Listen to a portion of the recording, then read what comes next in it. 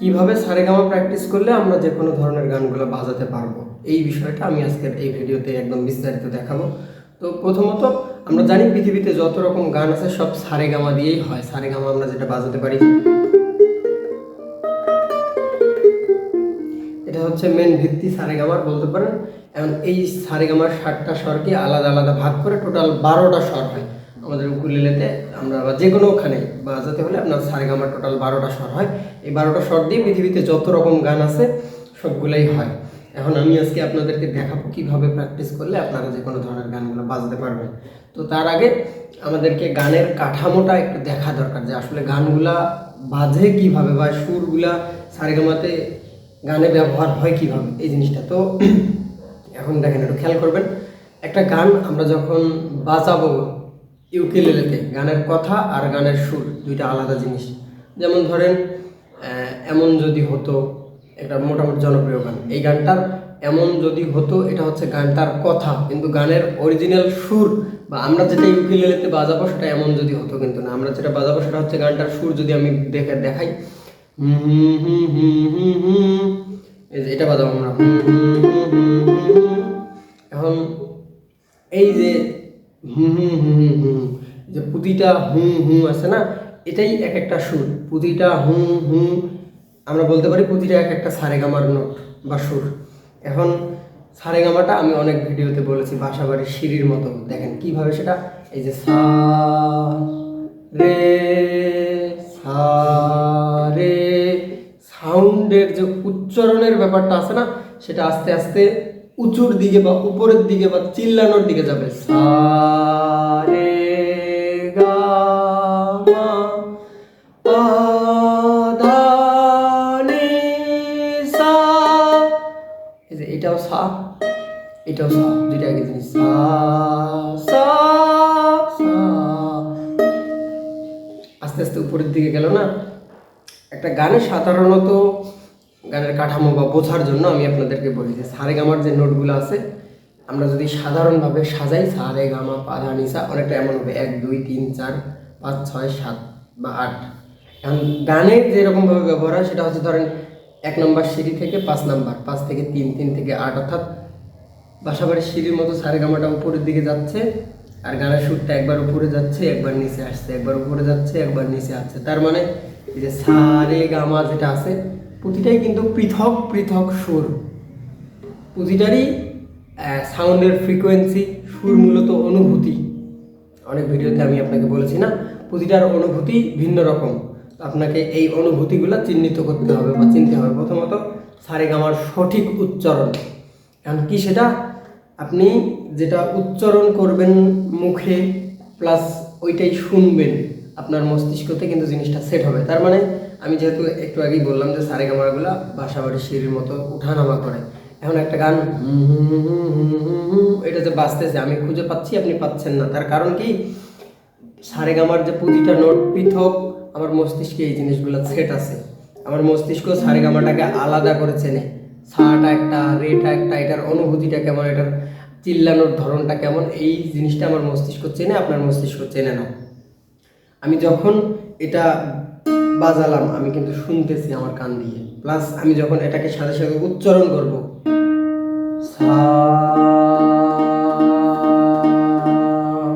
যে জিনিসটা শুনতেছি ওই জিনিসটা নিজে উচ্চারণও করতেছি, মস্তিষ্ক এই জিনিসটাকে তাড়াতাড়ি ধরতে পারবে। অথবা গুনগুন করতে পারেন,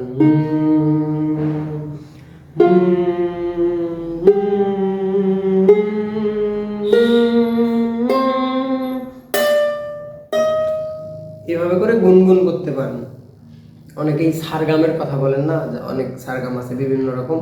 এখন সারগামটার ব্যাপারটা কি, এই যে সায়ের পরে রে বাজালে সা রে, এরকম একটা সুর হইলো। এখন ধরেন আপনি সারগাম জিনিসটাই হচ্ছে সুরগুলাকে এলোমেলো করে বাজানো। আমরা সারেগামা যেটা বাজালাম এটা ধারাবাহিকভাবে আস্তে আস্তে সুরটা উপরের দিকে গেল, নিচ থেকে উপরের দিকে গেল। যখন আপনি সারগাম বাজাবেন এলোমেলো নোট, তখন কি হবে, যে সুর একবার উপরের দিকে গেল, আবার নিচের দিকে গেল, আবার উপরের দিকে গেল, আবার নিচের দিকে গেল। অর্থাৎ উঠানামার যে ব্যাপারটা, উঠানামা করলে যে সাউন্ডটা উপরের দিকে যাচ্ছে নিচের দিকে যাচ্ছে, এই জিনিসটা আপনার মস্তিষ্ককে সেট করানো।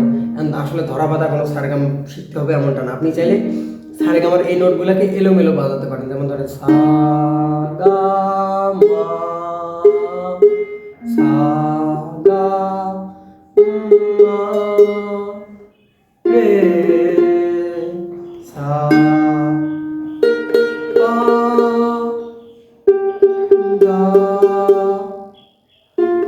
ধা নি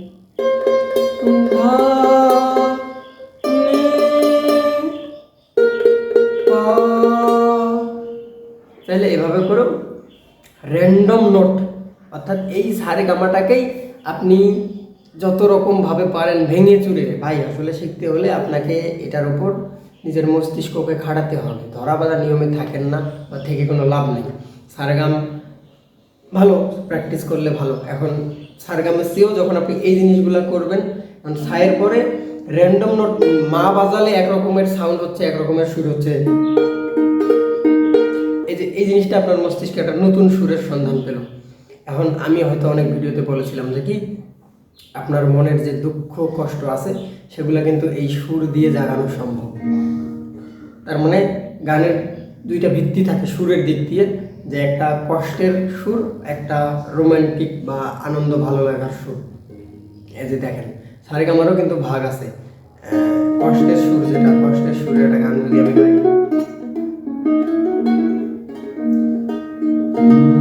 ও আমার মনরে কেমনে বোঝায়, সে ছাড়া মন আমার মনের ঘরে না। আমি যখন এই গানটার সঠিক সুর গাইব, আমরা একটু আগে বললাম যে সুর মূলত অনুভূতি, তখন যখন আমি এই সুরটাকে অনুভব করব তখন আমার মুখে একটা কষ্টের ছাপ বা একটা ইয়ার চেহারা তৈরি হবে। তার কারণ কি, কষ্টের একটা সুরকে আমি অনুভব করতেছি, আমার চেহারাতেও কিন্তু অনুভূতির ছাপটা দেখা যাবে। সুরের ক্ষেত্রে ব্যাপারটাই হচ্ছে এমন, সুর হচ্ছে অনুভূতি, সুরকে অনুভব করতে শিখতে হবে প্রথম এটা। দ্বিতীয়ত সুরগুলো উঠানামা যে করতেছে এই জিনিসটা আপনার মস্তিষ্ককে সেট করাতে হবে। এখন অনুভূতি চেনার জন্য একটা প্র্যাকটিস ছোটো করে একটা দেখাই। যারা আমাদের কোর্সের স্টুডেন্ট বা যারা কোর্সে আছেন তারা হয়তো জানেন অনেক ভিন্ন রকম ব্যাপার আর কি। প্রথমত ইউটিউবে যাবেন আপনারা, ইউটিউব দেখা যায় নাকি সঠিক জানি না, ইউটিউবে গিয়ে লিখতে পারেন Pads Ambind, PADS, Pads AMBIND, Ambind D major স্কেলের প্র্যাকটিস করব। মেজর স্কেল বলতে রোমান্টিক সুরকে বোঝায়, কিন্তু এই জিনিসটা সাউন্ড আশা করি শুনতে পাচ্ছেন। এখন আমি এইটা বাজিয়ে এটার সাথে সারেগামাটাকে প্র্যাকটিস করব। দেখেন এটার প্র্যাকটিসটা, আশা করি এটা শুনতে পাচ্ছেন। এগুলো সাউন্ড মোটামুটি কম।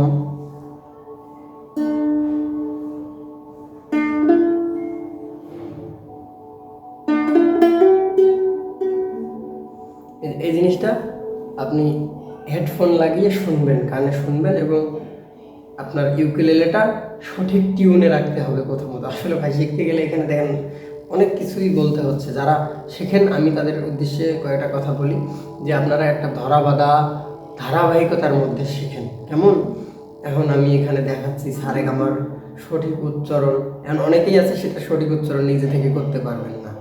সঠিক উচ্চারণ করার জন্য কিছু নিয়ম কৌশল আছে। এর বাইরে দেখা যায় আপনার এই যে প্র্যাকটিসের জন্য যে বিভিন্ন রকম কৌশলগুলা, এগুলো যখন আপনি প্র্যাকটিস করবেন না, জিনিসগুলো আপনার অটোমেটিক চলে আসবে। এখন আপনি তাল সারেগামা বাজাতে পারেন, এটা জাস্ট মুখস্থ আর কিছুই না। কিন্তু তাল সারেগামার ভেতরের যে জিনিসগুলো সেগুলো যদি আপনি না পারেন, না জানেন, আসলে আপনার শেখা বৃথা, আমি বলবো এটাই। তো দেখাই এটার প্র্যাকটিসটা। কারণ এটাকে হেডফোনে বাজিয়ে সঠিক উচ্চারণ করবেন, এবং এই অনুভূতিটা যে মেজর স্কেলের একটা রোমান্টিক অনুভূতি প্রকাশ করে, আপনি এটাকে গভীর মনোযোগ সহকারে শুনবেন এবং এটার সাথে প্র্যাকটিস করবেন এবং সাথে সাথে উচ্চারণ করবেন।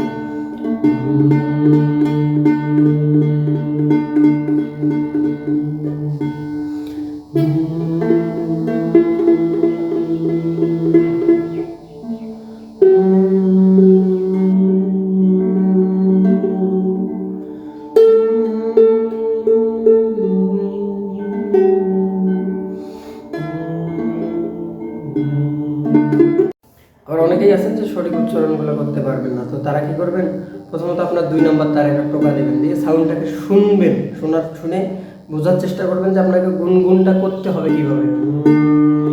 এটার সাথে আপনার গলার স্বর মিলাতে হবে এক কথায়। এরকম করে প্র্যাকটিস করবেন। এটা মেজর স্কেল আছে, মাইনর স্কেল আছে, কষ্টের সুর, রোমান্টিক সুর, আবার এখানে কোনটা কষ্টের সুর, রোমান্টিক সুর সেগুলো আপনাকে জানতে হবে। তো যারা শিখতেছেন তাদের উদ্দেশ্যে আমি কয়েকটা কথা বলি। একটু আগে যেটা বললাম যে আসলে আমরা পৃথিবীতে কেউই কখনোই কোনো জিনিস শিখে আসি না, কারণ আমি যে জিনিসটা শিখেছি অবশ্যই আমার এটার পেছনে একটা ধারাবাহিক বা একটা ধরাবাঁধা ধাপ অনুসরণ করে আমি এই জিনিসটাকে শিখেছি। ব্যাপারটা কি যে আপনি কি করবেন সেটা সম্পর্কিত আপনার একটা ভালো ধারণা থাকা দরকার। আপনি উকুলেলে শিখবেন, এখন উকুলেলে শিখতে হলে একদম জিরো থেকে জিনিসটা কীভাবে ধরবেন সেটা থেকে শুরু করে যে কোনো ধরনের গান বাজানো আপনার লক্ষ্য, কারণ সেই যে কোনো ধরনের গান বাজানো পর্যন্ত যাইতে প্রথমত আপনার একটা ক্লিয়ার রাস্তা থাকা দরকার যে আমি যে কোনো ধরনের গান বাজাবো।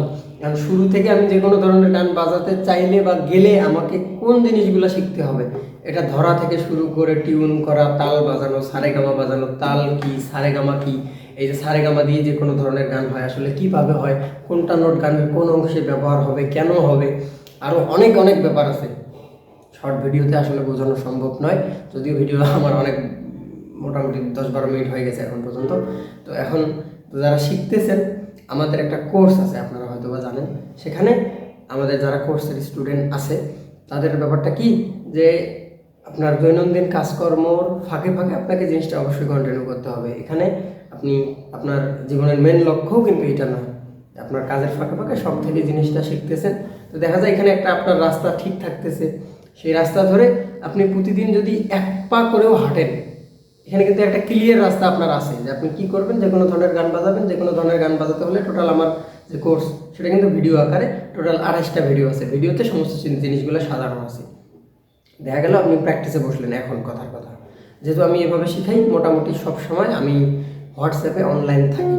1 নম্বর লেসনটা দেখলেন, দেখে যেহেতু জিরো থেকে সাজানো বুঝতে অসুবিধা হবে না, অসুবিধা হবে কোথায় সেটাও বলি। 1 নম্বর লেসন দেখলেন, কথার কথা ওখানে যদি একটা তাল বাজানোর কথা থাকে, তাল জিনিসটা কি, তাল অবশ্যই এটা তার নিজস্ব চলার ধরন আছে তালের, তাল একটা সঠিক প্যাটার্ন মেনটেন করে চলে। কোন তারে বাজাতে হবে, ধরেন যে এই তারে 2টা টোকা, এই তারে 2টা টোকা বাজাতে হবে, এটা আপনি জানতে পারলেন, কিন্তু একবারেই তো আপনার তালের